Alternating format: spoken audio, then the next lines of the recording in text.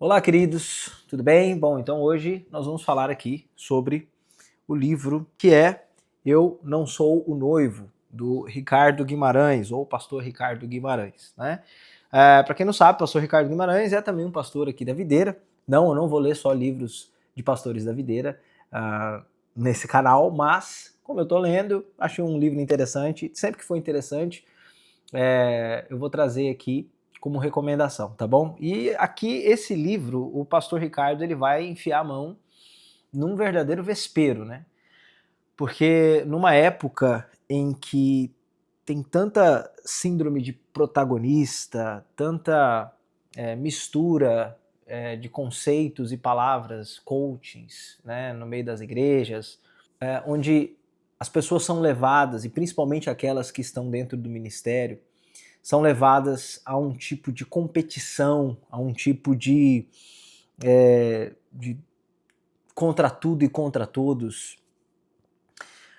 de uma vida de autopreservação. Então, nós temos um livro que vai na contramão disso, e é um livro que não foca no protagonista, foca no coadjuvante. Então, é um livro para os Sams, né, de Senhor dos Anéis. Ele é um livro para os Robins, ele é um livro para os Timóteos, ele é um livro para os Barnabés, para os Joões Batistas. Eu digo isso porque ele não vai se preocupar, como alguns poderiam esperar, né? Ele não vai se preocupar com trazer ou tratar o outro lado. O que seria o outro lado? É falar de abusos de autoridade, falar de negligências da liderança, falar de feridas que a liderança causa, coisas assim. Veja, ele não aborda esses assuntos não porque eles não existam ou porque eles sejam menos importantes, mas é simplesmente porque não é o assunto do livro. O assunto do livro é o pastor auxiliar. Então, se é para escrever um livro sobre o pastor auxiliar, vamos focar nisso. Foi isso que ele fez. Bom, sobre o autor. Na biografia do próprio livro, nascido em 12 de dezembro de 1970, Ricardo Guimarães é da segunda geração de uma família de pastores, tendo sido ordenado ao Ministério Pastoral em 1993. É formado em teologia com especialização em homilética, clínica pastoral e história do cristianismo. Também possui doutorado honorário pela FATEF, Faculdade de Teologia, Filadélfia, em Recife. Muito bem. Esse é um livro super curto, tá? Tem aqui 128 páginas. Foi lançado agora, em 2025. Então vamos lá, vamos ao livro.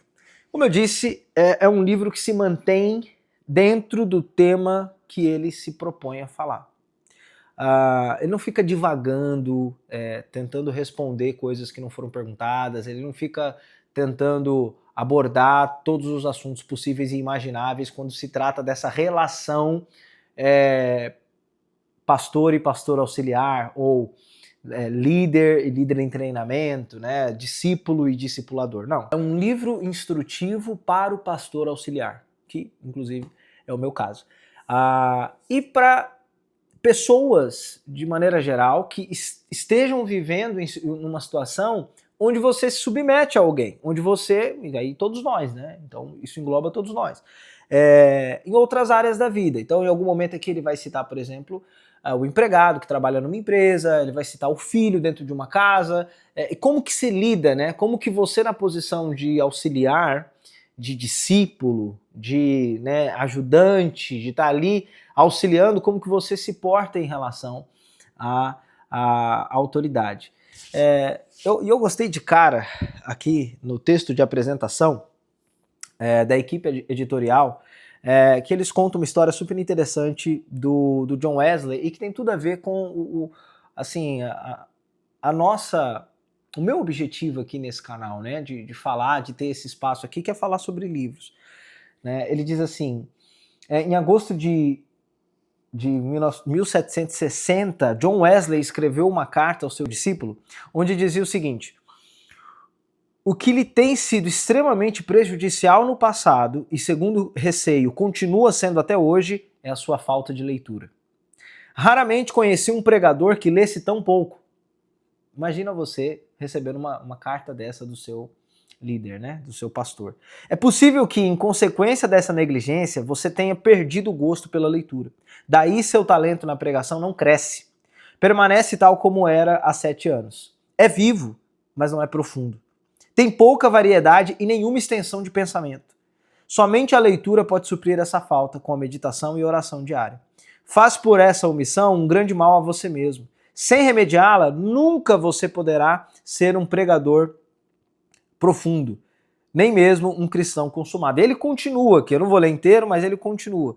Gostei muito dessa apresentação inicial porque já começa colocando, primeiro, um exemplo de relação discípulo-discipulador, né? E chamando atenção para aquilo que você vai fazer agora, né? Que é ler, né? E o quanto isso é fundamental na vida de um pastor. E aí não importa se é auxiliar ou se é um pastor principal. Outra coisa que ele vai dizer aqui é que esse livro é fruto da sua própria experiência pessoal. No início do seu ministério, nos 9 primeiros anos do seu ministério, ele foi pastor auxiliar. E aí ele vai tomar como ponto de partida essa experiência para embasar aquilo que ele quer dizer. Mas veja, não é, eu estou dizendo embasar, mas não é que o livro esteja baseado apenas na experiência dele, muito pelo contrário. Ele quase não cita experiências ou coisas práticas, né, desses 9 anos. Ele vai embasar o pensamento dele na palavra, mas também, eu diria que a inspiração dele ao escrever tem como partida esses 9 anos aí como pastor auxiliar. E aí logo no primeiro capítulo ele vai esclarecer da onde veio o título desse livro, né? Porque o primeiro capítulo ele vai ter como pessoa central a figura de João Batista. Vou colocar aqui no capítulo 1, né? O que diz lá em João, capítulo 3, versículo 29. O que tem a noiva é o noivo, e o amigo do noivo, que está presente e o ouve, muito se regozija por causa da voz do noivo. Pois esta alegria já se cumpriu em mim. Convém que ele cresça e que eu diminua. Isso é João Batista.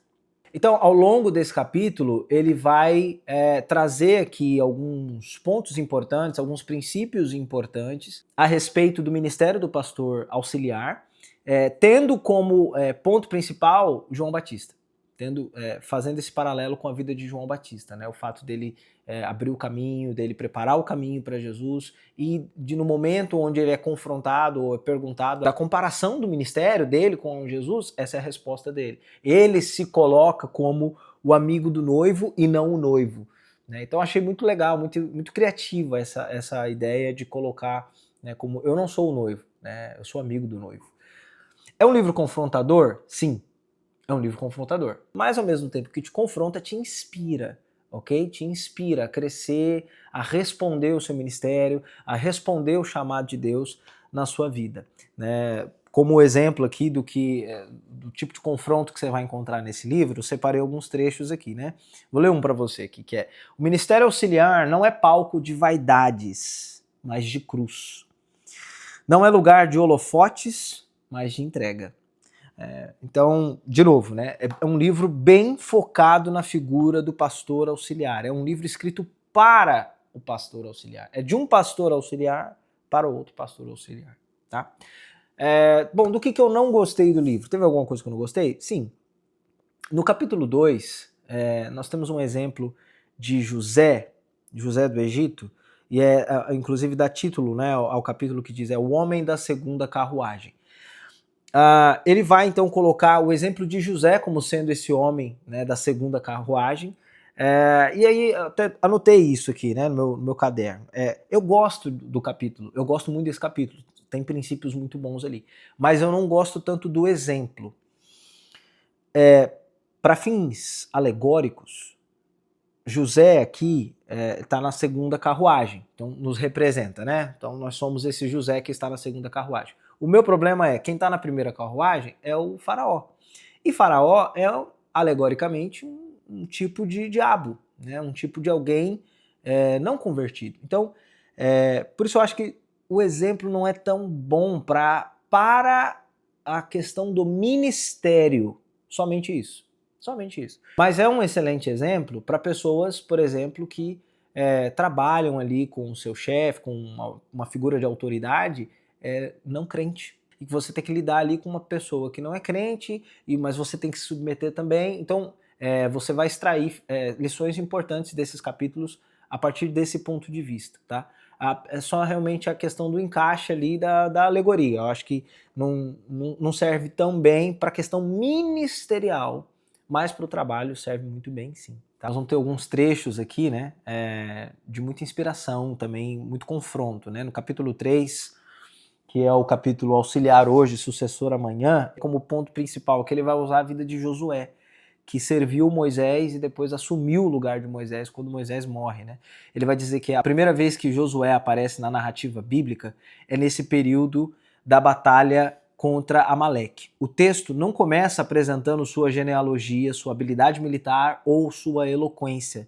Pelo contrário, Josué surge em cena porque foi chamado por Moisés para uma tarefa de defesa.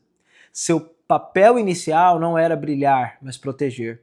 Não era se destacar, mas ser escudo do seu líder. Eu fiquei pensando nesse capítulo, enquanto eu lia o capítulo de Josué, eu lembrei muito do Sam, e é por isso que eu citei ele aqui no começo do vídeo, o Sam de Senhor dos Anéis, que é o cara que vive ali para ajudar Frodo a completar a tarefa. Em algum momento aqui ele vai inclusive dizer que o auxiliar ele não deve viver a sua vida